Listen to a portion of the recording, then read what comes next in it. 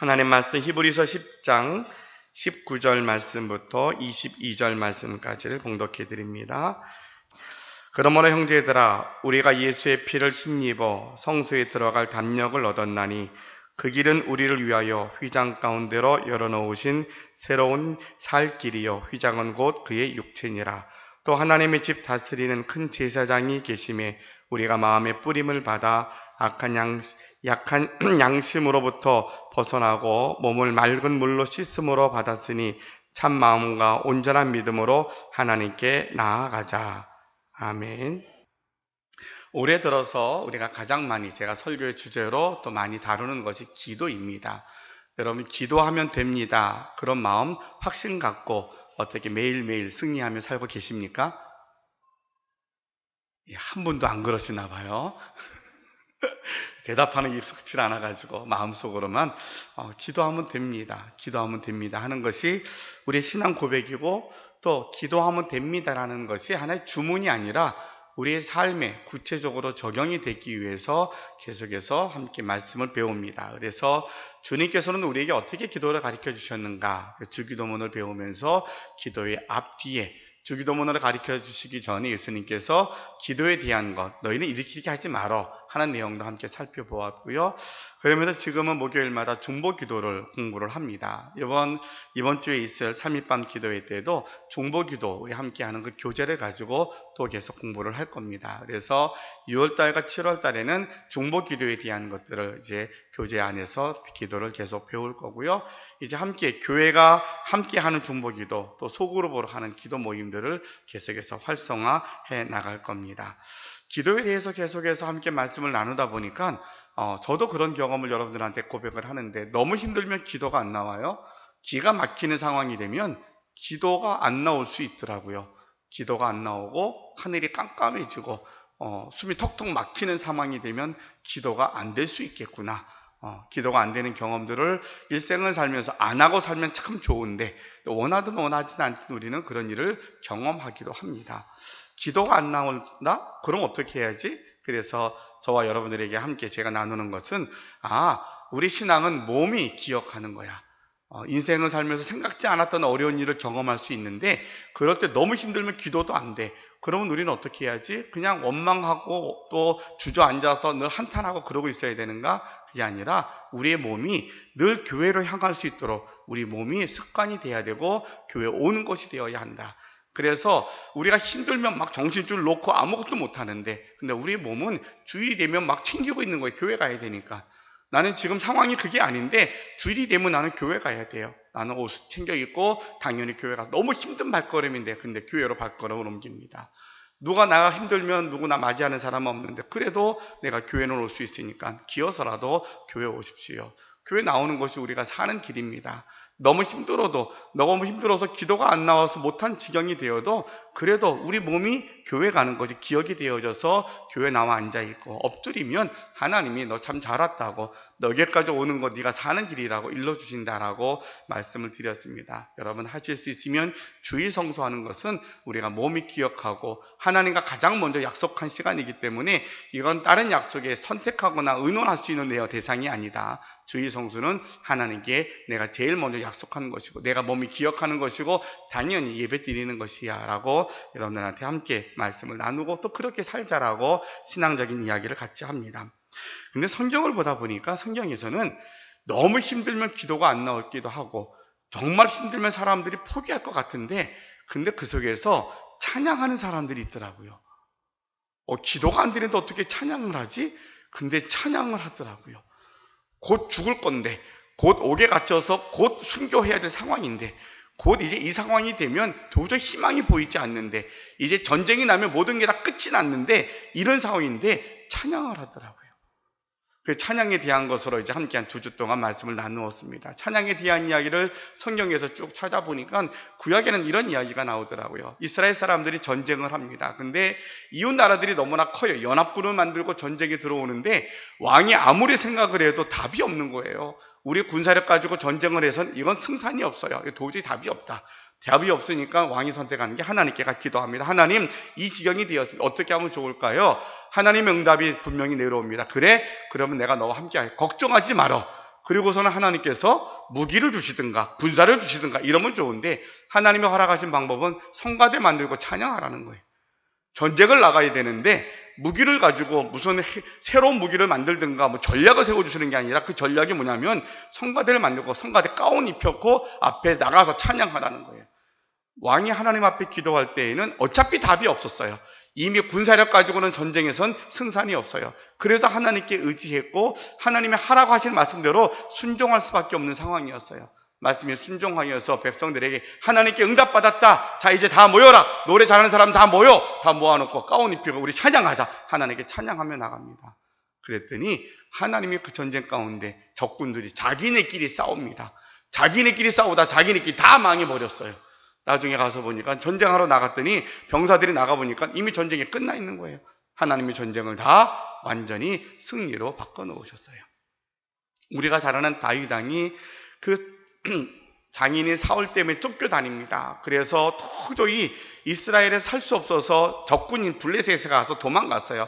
내가 적군의 장군이니까 가면 좀 대접받을 줄 알았더니 거기서도 이 다윗이 보통이 아니었기 때문에 가만두면 안 되겠다. 잡아서 죽여야 되겠다고 생각하니까 다윗에게 이젠 결국 잡아서 죽이고 또 이스라엘로 보내려고 하는 그런 분위기가 감지가 됩니다. 결국은 다윗이 어떻게 그 위기를 탈출하냐면 미친 척을 합니다. 미친 척을 해요. 그러니까 하도 뭐 너무 과하게 행동을 했더니 주변의 사람들이 저 다윗이 하도 쫓기다가 정신이 나갔구나. 아이고 이제는 내버려도 되겠구나 라고 할 정도로 완전히 미쳐버립니다. 완전히 미쳐서 그 위기를 벗어나요. 시편에 보면 다윗이 블레셋에서 미친 척하여서 피난하면서 하나님께 부른 노래가 시가 있습니다. 그 시에 보면 다윗이 하나님을 찬양을 합니다. 오직 했으면 미친 척 할 정도로 그 극심한 상황에서 다윗이 선택한 것은 하나님을 찬양하는 거였어요. 하나님을 찬양했더니 그 다윗의 마음에 기쁨이 생겼다고 그럽니다. 그리고 그 두려움이 사라졌다라고 이야기해요. 그리고 나서 하나님이 환난에서 건져 주었다라고 그가 시편을 통하여서 고백을 합니다. 너무 힘들면 기가 막히면 기도가 안 되는데 찬양이 가능하구나. 죽을 수밖에 없는 상황이 되어서 미친 척하는 그런 상황이었는데도 하나님을 찬양할 수 있더라는 거예요. 하나님을 찬양하였더니 이런 기적이 나타나더라는 것이 성경에 여러 곳에서 나옵니다. 신약으로 넘어오면 이제 예수님께서 사역을 다 마치시고 승천하시고 난 후에 마가의 다락방에서 성령 강림절, 성령 강림의 역사가 나타납니다. 그리고 나서 제자들이 180도 달라지지요. 예수님과 함께 3년 동안 그 놀라운 일들을 다 경험하고도 이 복음을 전하지 못했던 그들이 성령 받고 난 다음에 담대하게 복음을 전합니다. 그들이 복음을 전하면 이미 영적인 싸움이 시작이 됐기 때문에 한쪽에서는 어떻게 하든지 저 예수 믿는 사람들을 붙잡아다가 옥에 가두고 순교시키고 죽이고 이런 일에 아주 극성을 부리는 그런 상황이었는데, 그런데 이 제자들이 담대하게 복음을 전합니다. 너희가 죽인 그 예수가 사흘 만에 부활했다고. 그리고 그 예수님이 약속하신 성령을 우리가 받고 나니까 이 예수님을 전하지 않고서는 견딜 수 없다라고 복음을 전합니다. 그랬더니 어떤 일이 생깁니까? 제자들이 붙잡혀서 옥에 갇힙니다. 베드로가 옥에 갇히게 되고요. 바울과 실라가 옥에 갇힙니다. 옥에 갇혔다는 우리가 성경의 기록만 보면 그냥 옥에 갇혔다가 뭐 하나님이 함께 하셔서 풀려났겠지 이게 아니라 죽도록 맞습니다. 바울이 내가 40에 하나만 가만매를 5번 맞았다 그러는데 39대를 맞은 게 아니라 죽을 때까지 때리는 거야, 이스라엘 사람. 40은 사형이거든요. 죽을 때까지 때리니까 죽이면 안 되니까 죽기 직전까지 때리는 게 40에 하나를 가만매예요. 그걸 5번이나 맞았다고 바울이 고백을 해요. 그러니까 옥에 갇히면 그냥 멀쩡한 거 아니에요. 죽도록 패놓고 때리고 그 고문하고 그리고 옥에 이제 가둬놓은 거예요. 얼마나 아프고 힘들겠어요. 근데 사도행전 16장에 보면 바울과 실라가 그 속에서 하나님을 찬양합니다. 어떻게 그게 가능할까? 너무 아플 텐데. 그 정도 맞고 그 정도로 사람들에게 많은 오해를 받고 그러면 그냥 그 마음이 흔들릴 법도 한데 바울이 그 속에서 기도하며 하나님께 찬양을 드립니다. 그 찬양을 드렸더니 옥문이 열립니다. 기적이 일어나는 거죠. 간수가 보니까 이제 난 죽었구나 생각하여서 스스로 자결하려고 하니까 바울이 도망가지 않고 크게 소리 지릅니다. 아마도 바울이 크게 소리 질렀다는 말은 그 간수가 정말 죽을 작정을 하고, 이게 흉내만 내는 게 아니라 어차피 이제 이들이 도망간 걸 알면 나는 죽을 거니까 책임을 지고 죽겠다는 거거든요. 죽으려고 칼을 이제 높이 들어서 내리치려고 하니까 바울이 소리를 지르, 멈추라고. 그 소리가 들리니까 이제 두리번거리니까 바울이 도망가지 않았어요. 그래서 묻습니다. 당신이 믿는 예수가 도대체 당신이 갖고 있는 그 복음이 뭡니까? 라고 물었더니 이제 바울이 그 유명한 얘기죠. 주 예수를 믿으라, 그리하면 너와 내 집이 구원을 얻을 것이다. 그랬더니 이 사람이 그 순간에 완전히 180도로 달라집니다. 그래가지고는 바울의 상처를 다 씻겨주고 자기 집에 모셔다가 음식을 대접을 하고 식구들을 다 모아놓고 이 복음을 전하게 합니다. 그래서 가족들 모두가 다 세례받고 구원받게 됩니다. 아, 그 상황에서 찬양할 수 있겠구나. 구약에 나타났던 다윗과 이스라엘 임금에 대한 고백, 찬양의 내용은 무엇이었을까? 사도 바울이 그 극심한 고통 속에서 찬양했던 그 찬양의 힘은 어디에 있었을까라고 생각했더니 제가 두 가지를 생각하게 되더라. 하나는 하나님에 대한 철저한 신뢰더라고요. 하나님에 대한 신뢰. 그래, 내 힘으로는 도저히 전쟁에서 이길 수 없어. 하나님께 의지했더니 이 하나님만이 해결 방법이야. 근데 이분이 하시는 말씀이 찬양대 만들어 찬양하라 그러니까 하나님에 대한 신뢰함이 그들로 하여금 찬양하게 하였더라고요. 지금 이 전쟁에서는 분명히 다 지는 전쟁이고요. 전쟁이 지면 나라 빼앗기고 종 바쳐야 되고 고통의 연속인 거예요. 나라 왕으로서 얼마나 그게 책임감이 무거웠겠어요. 그런데 그가 선택한 것은 하나님께 기도한 거였고, 하나님께 응답받고 나니까 하나님의 신뢰하는 마음이 생기니까 환경에 구애됨이 없이 찬양하게 됐더라는 거예요. 아, 우리를 구원하신 하나님의 사랑, 나와 함께 하시겠다는 그 하나님의 약속이 내가 믿어지고 신뢰가 되어지면 내 환경이 지금 사방이 다 적군으로 에어싸움을 당하고, 내가 원치 않는데 큰 병에 걸렸고 사업에 문제가 생겼고 모든 앞에 자녀들이 진로가 앞에 하나도 안 보인다 할지라도 하나님이 아니야, 내가 너와 함께 할 거라는 약속이 있다라면, 그게 믿어지면 우리 찬양할 수 있더라는 거예요. 왜 찬양이 안 됩니까? 환경 때문에? 아니에요. 일생을 살면서 우리는 항상 산 넘어 사는 인생을 살아요. 계속 시험의 연속이고요. 산 하나 넘어갔다 생각하면 또 다른 문제가 있어요. 죽을 때까지 우리는 이 인생에 사는 고비를 넘어가야 돼요. 이것 때문에 기뻐한다라면 우리 기뻐할 시간은 잠깐밖에 없을 거예요.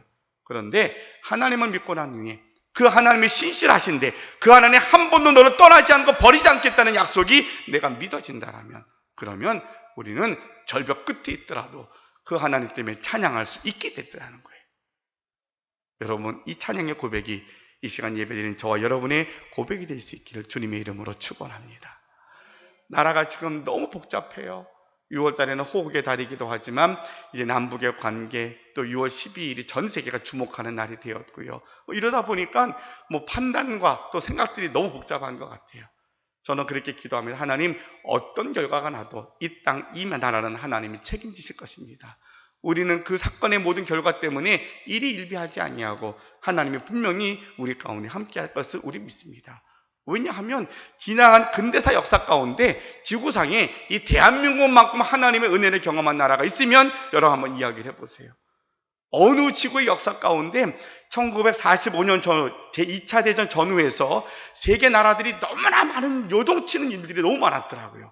이 많은 역사 가운데 특히 이 대한민국은 너무나 많은 일을 경험을 했는데도 지금 우리가 여기 서 있는 것, 이렇게 앉아서 예배드리는 우리나라를 보면, 아, 하나님이 이 대한민국만큼, 이스라엘 다음으로 대한민국만큼 사랑하시고 지켜주시고 함께 하셨던 나라가 지구상에 대한민국밖에 없구나.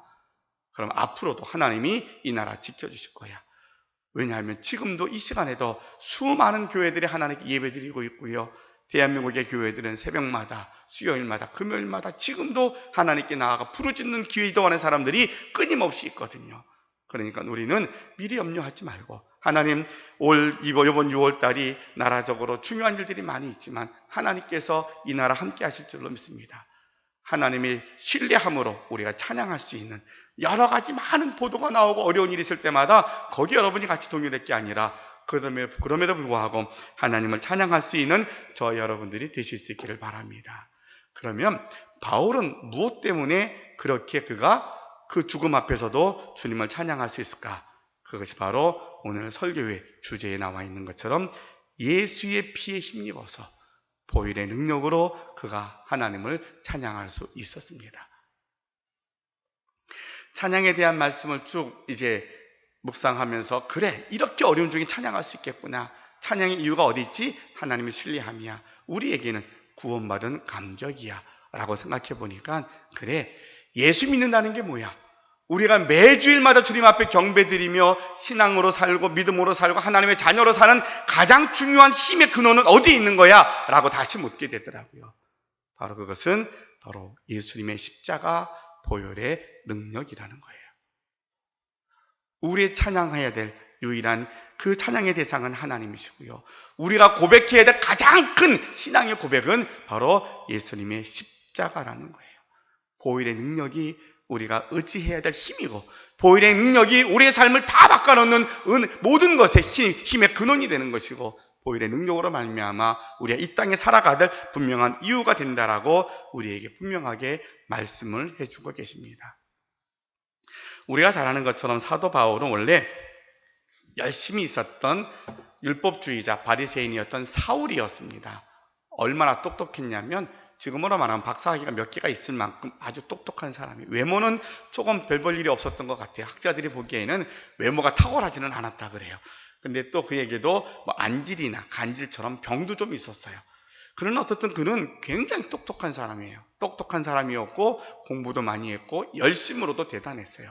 그래서 그 당시에 예수님을 살아생전에 바울은 보지 못했어요, 실제로. 그러나 그 당시에 함께 있었던 많은 그 분위기를 보니까 예수라는 청년이 갑자기 나타나서 3년 동안 열심히 뭔가를 했는데 예수를 따르는 무리가 120문도가 다락방에서 기도하고 성령 받고 나더니 이 사람들이 각처에 다니면서 복음을 전합니다. 가는 데마다 어떤 일이 생겼냐면 베드로 같은 사람이 설교했더니 하루에 3,000명이 회개하고 세례를 받았어요. 여러분, 3,000명, 지금도 3,000명이 많은데 그 옛날에 3,000명 하면 얼마나 많았겠어요. 구름대처럼 사람들이 모여서 마이크도 없는데 그들이 베드로가 십자가의 복음을 너희가 죽인 그 예수가 부활했고 그 예수가 생명이라고 전하면 그들이 예수님께 와서 회개하고 그리고 다 세례를 받았던 사람이 3,000명이 넘었던 거예요. 어마어마한 사람이 늘어나는 거예요. 그때 사울의 입장에서는 도대체 이 무리가 누구지? 연구하고 고민하고 찾아봤더니 이거는 우리가 말하는 이단인데 사입인데 저 젊은 예수가 무슨 메시아야 구원자야? 아니야. 그래가지고 어떤 일을 했냐면 예수 믿는 사람 붙잡아다가 그저 옥에 가지고 그 일이 열심히 했던 거예요. 그래서 자기가 위임장을 받아가지고 내가 다메섹이라는 동네에 예수 믿는 사람이 많은데 내가 가서 다 잡아올게요.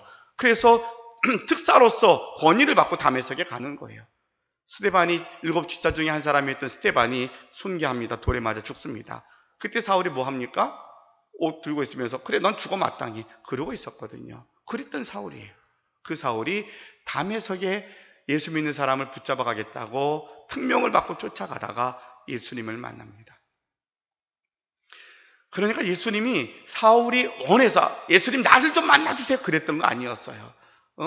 도대체 저 사람이 예수님에 미치고 예수님을 믿고 저렇게들 순교하는데도 저렇게 가는데 그 예수님 나도 좀 만나게 해주세요 그런 거 아니었어요. 그 속에 깊은 곳에는 어떤 것인지는 성경에 나와 있지 않지만 그는 어떻든 예수 믿는 사람 붙잡아 가겠다고 다메섹으로 열심히 가다가 갑자기 하늘에서 큰 소리가 나서 꼬꾸라집니다. 그가 예수님을 마주치게 됩니다.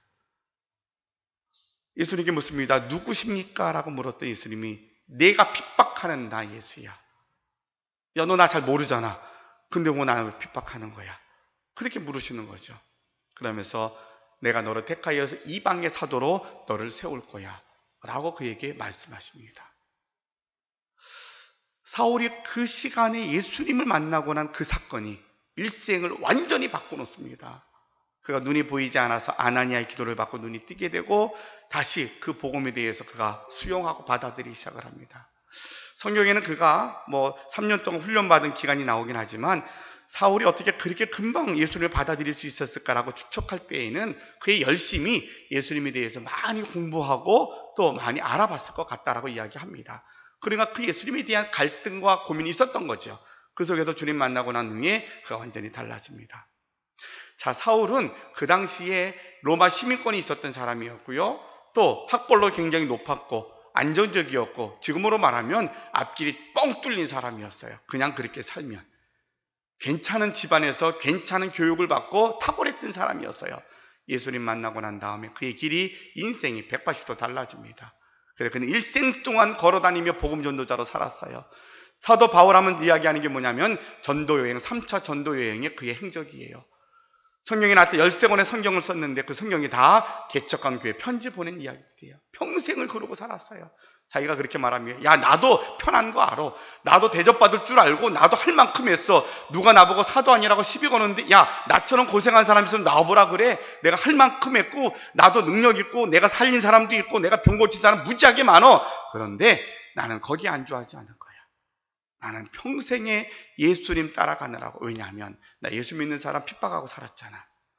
나 예수 믿는 사람 때문에 내가 늘 아파했거든. 그게 나는 너무 마음이 아파서 나는 평생 나는 걸어다니면서 뛰어다니면서 복음 전하고 살다가 로마에 가서 순교합니다. 뭘 얘기하려고 제가 사도 바울을 또 이렇게 설명했냐면 사도 바울이 이런 고백을 합니다. 내가 예수 믿기 전에 갖고 있었던 부귀 영화 학벌 모든 것들을 내가 다 배설물로 여겼어. 뭐 때문에? 십자가로 충분하니까. 나는 십자가만 자랑하고 살 거야.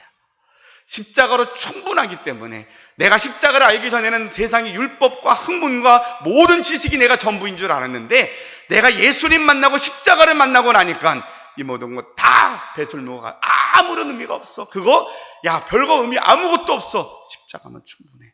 나는 십자가만은 자랑하고 살 거야. 바울이 평생에 그러고 일생을 살았습니다. 바로 그것이 오늘 이 시간 말씀을 듣는 저 여러분의 고백이 될 수 있기를 주님의 이름으로 축원합니다. 우리의 자랑은 십자가만 충분합니다. 십자가가 전부이고요. 십자가가 능력이고요. 십자가가 우리 안에 우리를 모든 것으로 하여금 찬양케 하는 유일한 이유라는 사실을 여러분 꼭 기억해 주시기를 바랍니다. 십자가만이 우리의 복음입니다. 왜 십자가가 우리에게 필요합니까? 우리 모두는 다 죄인이었기 때문입니다. 우리 모두는 다 죄인이었어요. 이 죄가 얼마나 무섭냐면 우리가 아무리 착한 일을 해도 이 죄를 해결할 수 없는 거예요. 우리가 아무리 많이 배워도 이 죄 문제를 해결할 방법이 없는 거예요. 세상에 그 많은 방법을 다 이야기했는데도 이 방법 가지고는 이 죄 문제를 해결할 수 없었던 거예요. 지구상의 수많은 학자들이, 수많은 성자, 수많은 종교인들이 인간의 죄 문제를 부둥켜 안고 이걸 좀 어떻게 해결해 보려고 그렇게 많이 방법을 찾았는데도 이 방법이 없었던 거예요. 왜 죄 문제가 큽니까? 죄는 멸망이고 영원한 형벌이기 때문이에요. 더불어서 이 땅에 사는 날 동안 이 죄가 살아있는 우리들에게 날마다 근심하게 하고 염려하게 하고 불안하게 하고 날마다 쫓기게 살아가는 원인이 뭐냐면 죄라는 것 때문인 거예요. 이 죄 문제를 해결하지 못하니까 세상에 많은 사람들이 부귀영화를 누리고 잘 사는 것 같고 풍요한 것 같은데도 다 불안해요. 왜 불안해한지도 몰라요. 굉장히 자기 단에는 당당한 것 같고 힘이 있는 것 같은데도 내면에 들어가 보면 다 떨고 앉아 있어요. 왜요? 죄 때문에. 죄의 문제를 해결하지 못했기 때문에 인생 때는 그 죄의 종으로 살아가는 거예요. 우리도 이 죄 때문에 죄의 종으로 영원한 형벌에 빠질 수밖에 없고 이 땅에 사는 날 동안에도 죄 때문에 매일같이 고통에 눌려 살아야 될 우리 인생들인데 예수님께서 이 죄를 담당하시기 위해서 하나님께서 인류의 죄를 담당하시기 위해서 독생자 예수 그리스도를 이 땅에 보내주셨고요. 우리와 똑같은 사람으로 오셨지만 죄만 없으신 사람의 몸으로 이 땅에 오셔서 아버지의 그 뜻을 따라 순종하시려고 십자가를 지시고 예수님이 골고다 언덕에 올라가시고 겟세마네 동산에서 기도하실 때에는 얼마나 간절하게 기도하셨으면 땀방울이 떨어지는데 핏방울처럼 되었다라고 누가는 기록을 합니다. 누가는 의사였거든요. 의사가 보니까 저 예수가 젊은 예수가 기도하는데 얼마나 간절하게 기도하는데 아버지여 하실 수만 있으면 이 잔을 내게서 옮겨달라고 기도합니다. 하실 수만 있으면 이 잔을 옮겨달라. 얼마나 힘들고 얼마나 고통스러웠으면 그런데 내 원대로 마옵시고 아버지 원대로 되옵소서라고 3번을 기도합니다. 땀이 핏방울이 되도록 기도했던 그 주님이 결국 기도하고 난 후에 성령의 도우심에 이끌려서 십자가를 담당하십니다. 그 고통의 시간들 똑같이 사람의 고통을 똑같이 느끼셔서 머리에 가시면류관 박히시고 양손과 발에 못을 박히시고 옆구리에 창을 받아가며 온 몸에 물과 피를 다 쏟지까지 하시면서 저와 여러분의 죄를 대속하기 위하여서 예수님이 2000년 전에 골고다 언덕에서 죽으셨다는 거예요. 그 십자가의 보혈의 능력이 수구신과 대속의 퇴물이 있었기 때문에 오늘 우리가 죄 사함을 얻고 구원의 길을 갈 수 있다는 것을 복음이라고 우리가 설명을 합니다. 그 구원받은 복음의 능력이, 보혈의 능력이 우리로 하여금 모든 죄로부터 다 죄사함, 죄 씻음의 은혜를 허락하셨고, 뿐만 아니라 단절됐던 하나님과 사람과의 관계가 회복되게 하셨고, 그리고 천국 영생의 길을 우리에게 허락하셔서 이미 천국 백성으로서의 축복을 주셨고, 이 땅에 사는 날 동안에도 천국을 누리고 살아가도록 우리에게 은혜를 허락해 주신 것입니다. 지금도 1981년도에 신학교에 처음 들어갔을 때에 고등학교 졸업하고 신학교에 들어갔으니까 얼마나 거룩한 모습으로 신학교에 들어갔겠어요. 첫 번째 사경회가 지금도 생각이 납니다. 가끔 제가 이 설교를 가끔 간증을 잘 합니다. 지금은 돌아가셨어요. 윤덕수 목사님이시라고, 그 당시에 영락교회 부목사였어요. 영락교회 부목사가 신학대학교 주 강사, 사경회 강사로 오신 거예요. 젊었을 때 30대 초반에. 그러니까 얼만큼 설교를 잘하고 대단했겠어요. 이분의 삶이 근데 그분도 이렇게 어렵게 사셨어요. 유 목사님이 나중에 강북제일교회라는, 지금은 신천지 때문에 난리가 난 그 교회예요. 그 교회를 이제 섬기시면서 풍을 맞으셔가지고, 근데 그 당시에 그 교회 장로님들도 대단하셨던 게, 목사님이 이제 반을 못 쓰셨어요. 근데도 그 목사님은 돌아가실 때까지 모셨어요. 강단을 지키게 하셨고, 회복되셔서는 불편한 몸으로도 복음을 전하고 다녔던 그런 목사님이셨는데, 어떻든 그분의 설교가 지금도 쟁쟁해요. 81년도 4월달 사경회 때 설교가. 그때 주제가 산상수훈에 있는 말씀이에요. 여러분이 아는 것처럼 내 눈이 잘못하면 눈을 빼버리고, 내 오른손이 잘못하면 내 오른손을 잘라버려라.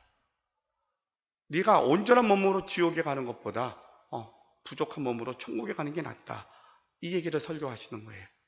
그러면서 하시는 얘기가, 그럼도 우리가 매일같이 하루 아침에 새벽에 하나님 오늘도 내가 죽고 주님이 사시겠습니다 하고 나가는데, 우리가 하루 생활할 때마다 잘못된 거 보면 누가 이쁜 사람은 이쁘다 그러면 눈 빼버려야 되고, 잘못한 데가 면 다리 잘라버려야 되고, 원하는 건 팔 자르고 나면 집에 들어오면 멀쩡한 게 뭐가 있겠어요. 그렇죠? 다 만장이 돼서 돌아올 텐데, 근데 우리는 멀쩡하게 돌아와요. 그게 왜 어떻게 가능하겠느냐 그랬더니 목사님 하신 얘기가, 그때마다 예수님이 내가 죄 짓는 그 눈 때문에, 내가 죄 짓는 내 발 때문에, 내가 죄 짓는 그 손 때문에 지금도 십자가에서 죽으신다는 거예요. 2000년 전에 죽으신 그 예수님이 나의 모든 죄를 사하셨지만, 이 땅에 사는 날 동안 내가 매일같이 짓는 그 죄 때문에 지금도 주님은 나의 죄 때문에 내가 원치 않는 길, 주님이 원하지 않는 그 길을 갈 때마다 나를 대신해서 발을 잘라내시고 눈을 빼버리시면서 우리의 죄를 대신해서 십자가에서 죽으신다는 거예요. 그 말씀이 지금도 와서 제 마음속에 박혀 있어요. 십자가에서 보혈이 뚝뚝 떨어지는 것 같은 느낌이었어요. 십자가의 은혜가 이런 거구나.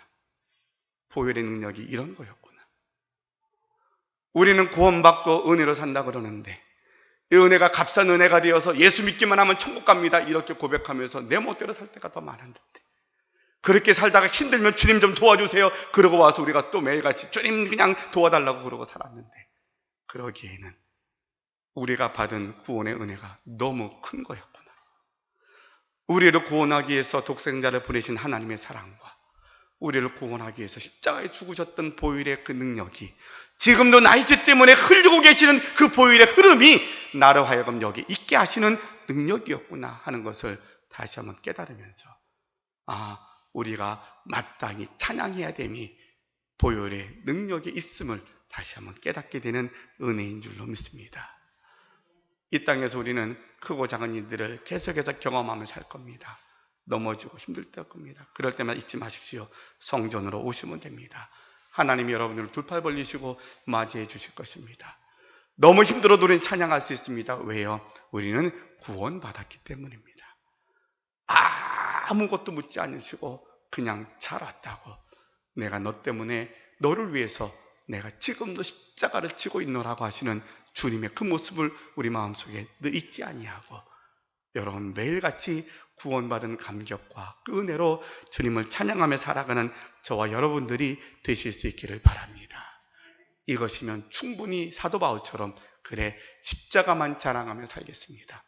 내가 십자가 때문에 내가 그 자리가 죽음의 자리라 할지라도 기쁨으로 갈 겁니다. 왜요? 죽음으로 끝나지 않고 영생이 있기 때문입니다.